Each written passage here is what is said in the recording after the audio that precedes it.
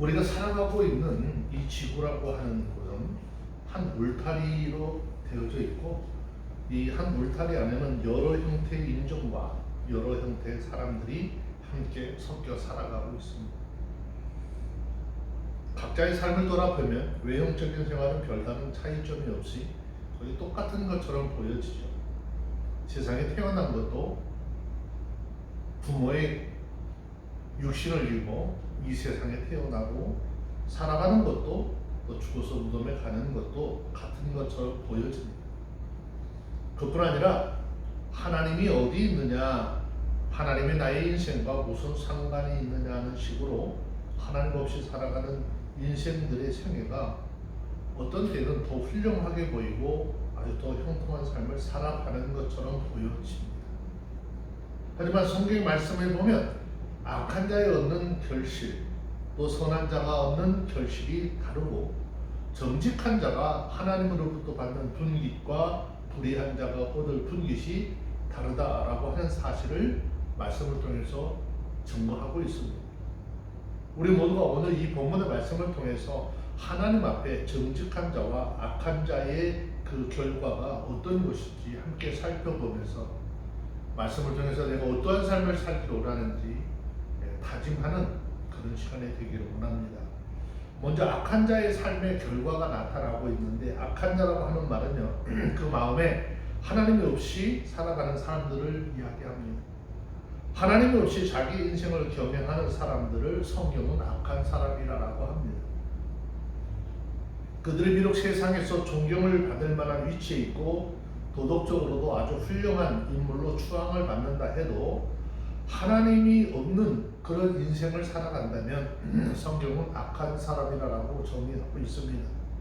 그 이유는 두말할 것도 없이 그 사람은 죄의 종으로 죄의 지배를 받으며 살고 있기 때문인 것이고, 또 그 삶으로 인해서 하나님과 원수의 관계를 가지고 있기 때문에 그런 것입니다. 또 하나의 이유는요, 이 땅의 모든 인생들의 죄를 사하시기 위해서 이 땅에 오신 예수 그리스도의 모든 사역을 거역하기 때문인 것이죠. 그리고 한 종류의 악한 자가 있는데, 이들은 분명히 입으로는 예수 그리스도를 믿는다라고 하면서 그의 행실은 악인의 길에 머물러 있고 또 그 길을 걷고 있는 사람들입니다. 이 사람들은 믿음을 통해서 영적 사람들이 되지 못하고 육적인 사람의 삶에 머물러 있는 것이고, 육적인 길을 걸어가는 사람들입니다. 즉 하나님의 뜻을 알고도 자기의 정욕대로 살아가는 것이죠. 또 하나님의 말씀에 순종하지 아니하고 자기 욕심에 이끌려서 세상을 쫓아가는데, 이것은 단순히 세상을 쫓아 살아가는 그런 차원이 아니라 십자가로, 또 십자가의 원수로 살아가는 그런 사람들입니다. 이 사람들의 삶도 악인의 생애와 같이 형통하지 못한 것이죠. 그 이유는 그 사람의 삶에 하나님의 손이 간섭하셔서 그를 함정과 시험과 고난 속에 집어넣어 고통 가운데 그 삶을 살아가게 하기 때문인 것이죠. 그러나 이런 고난을 주시는 이유는 하나님께서는 그 고난을 통해서 자기의 삶의 모습을 돌아보고 회개할 수 있는 기회를 주시고, 하나님을 영접하고 하나님의 자녀답게 살아갈 수 있도록 하시려는 하나님의 배려인 것입니다. 자, 오늘 본문 속에서 말씀하기를 성경이 말하는 악인들은요, 이 세상을 살아가는데 어떠한 방식으로 삶을 살아갈까? 거짓으로 살아간다 그랬거든요. 또 본문 1절 말씀에 보니까 속이는 저울은 여호와께서 미워하신다라고 했습니다. 여기서 말하는 속이는 저울이라고 하는 것은 진실성이 없는 거짓된 마음의 표현이죠. 상벌에 있어서 속이는 일은 거짓으로 다른 사람들을 희생시키고 반사적으로 자신의 유익을 도모하기 때문입니다. 그러므로 우리가 진정한 하나님의 사람들이라고 한다면 범사에 진실한 삶을 살아야 하는 것이죠. 그리고 이전의 말씀에 보면 악한 자는 교만하다고 했습니다. 교만이라고 하는 것은 그 종류가 어떠한 형태이든지 간에 하나님을 대적하는 것이죠. 하나님께서는 이 교만한 자를 끝까지 추적하셔서 그 자를 대적하시어 그 자를 낮추시고 그 자를 패망케 하십니다. 지구촌의 역사를 살펴보면 교만한 자가 끝까지 형통하고 끝까지 권세를 누리며 끝까지 행복한 삶을 산 사람은 없습니다. 그들의 인생은 너무나도 종말이 비참했던 것을 살펴볼 수 있습니다.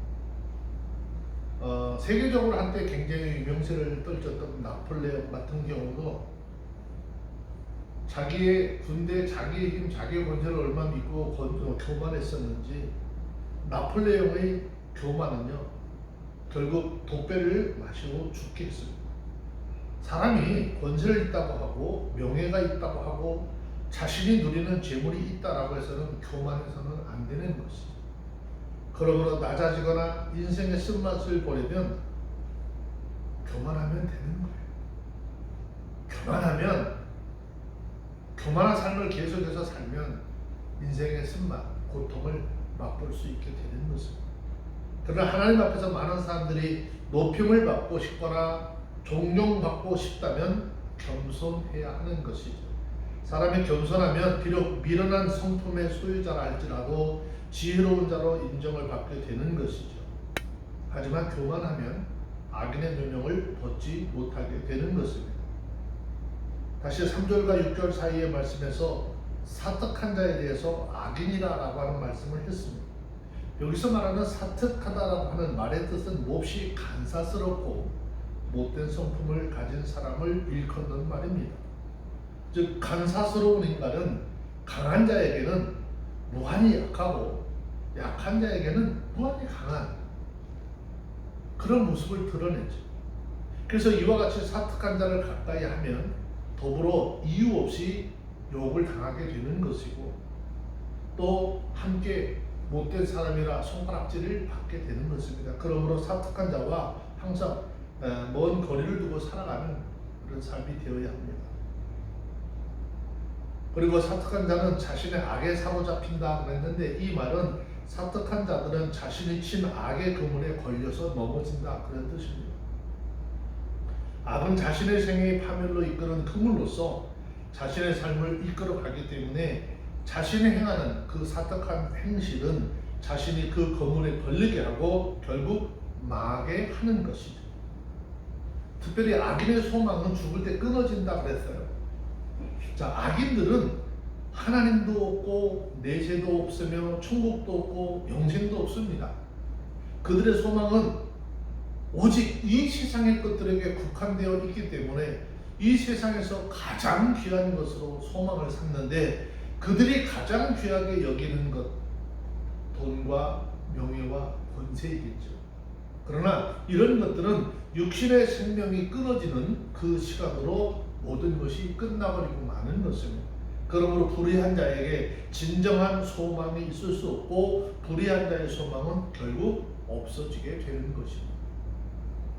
자, 두 번째, 정직한 자의 삶의 결과는 어떨까요? 하나님은 정직한 자를 기뻐하심으로 정직한 자는 하나님의 사랑을 받는다 그랬어요. 정직한 자란 어떤 의미냐면 늘 하나님 앞에서 믿음으로 삶을 살아가는 사람들을 의미하는 것입니다. 우리가 예수를 믿게 되면 그때부터 성령의 인도함을 받고 살게 되죠.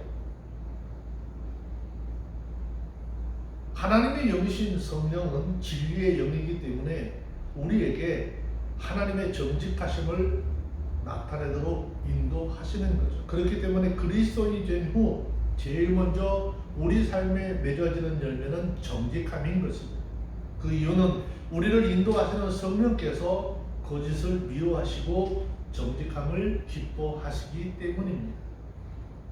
3절의 말씀에 보면 정직한 자의 성실은 자기를 인도한다 그랬는데 이 말은 정직한 자에게는 즉 성실한 삶을 살아가게 하는 사람에게는 놀라운 복이 따른다는 말씀이죠. 그 이유는 자신이 행하는 성실한 삶이 자신의 인생을 인도하고 풍성하고 풍요한 삶을 살아가도록 하기 때문인 것입니다. 특별히 6절에서 정직한 자는 그 의로 인하여 구원을 얻으리라 그랬습니다. 정직한 자들만이 하나님의 의를 소유할 수 있는 것이죠.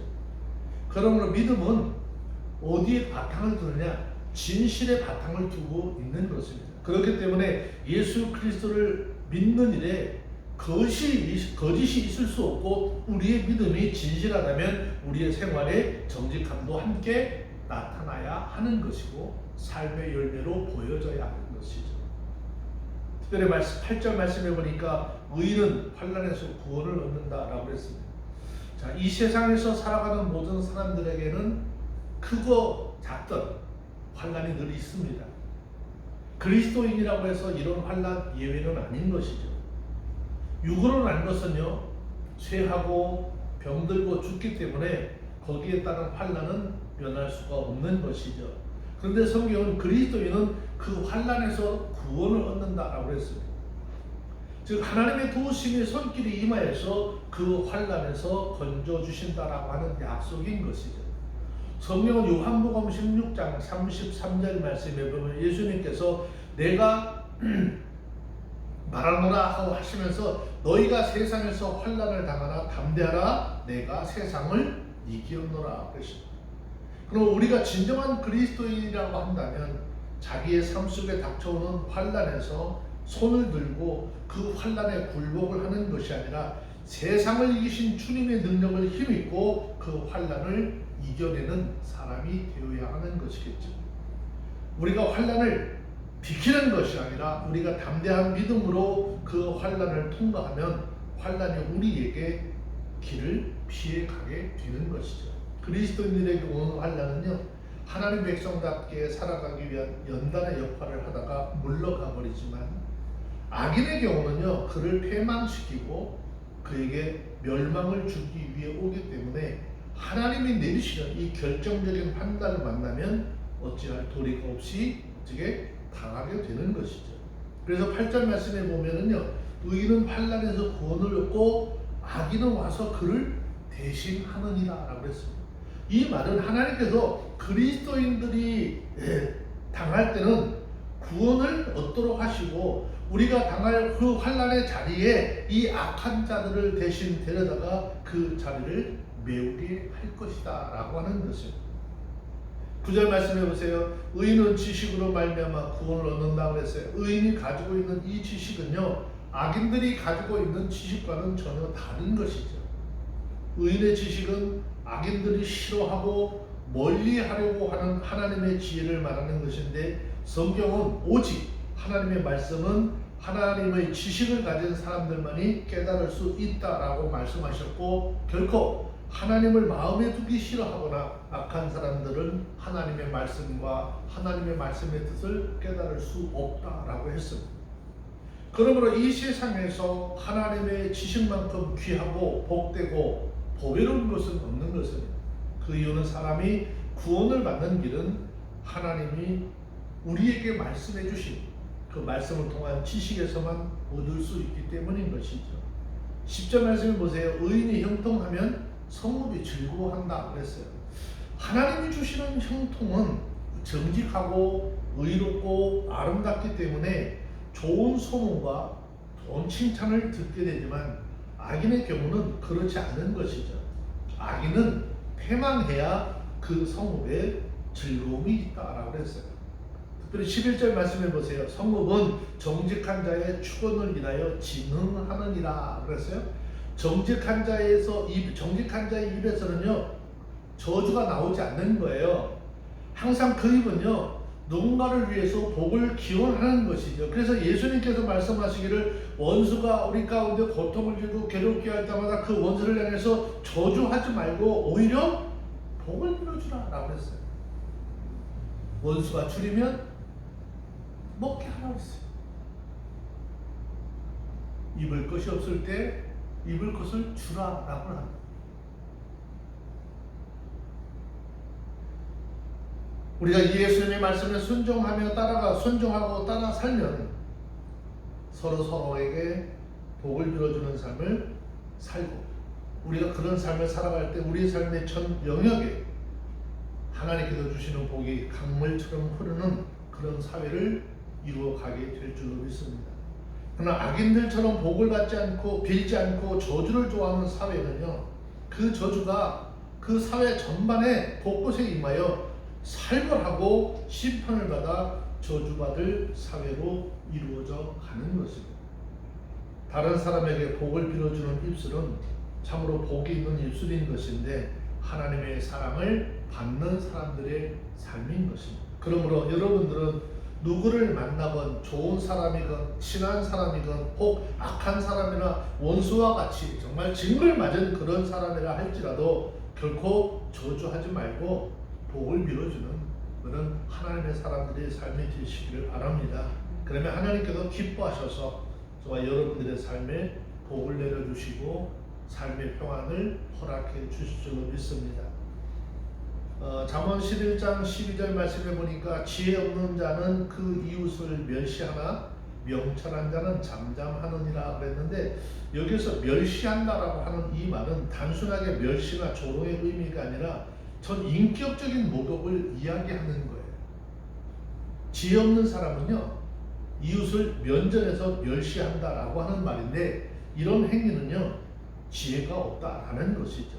그 이유는 이 사람이 이런 행위는 그 사람을 창조하신 하나님을 멸시하는 행위이고 동시에 자기 자신을 모독하는 행위가 되기 때문입니다.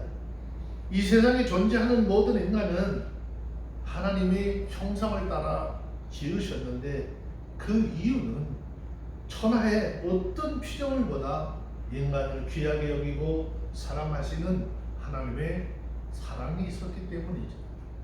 인간 세상에는 여러 가지 조건에 따라 사람들을 차별을 하지만 하나님 앞에서는 모든 인간은 동등하고 귀한 존재들이라는 것입니다.